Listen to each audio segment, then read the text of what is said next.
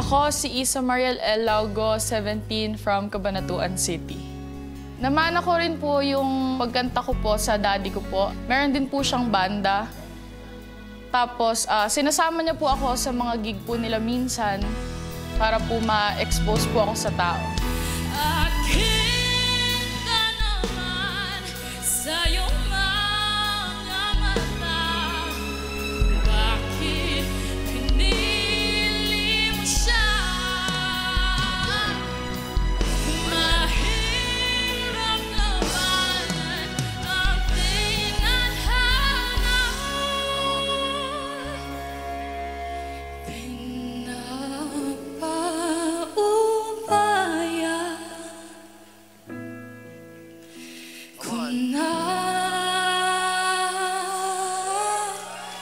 Sa kanya.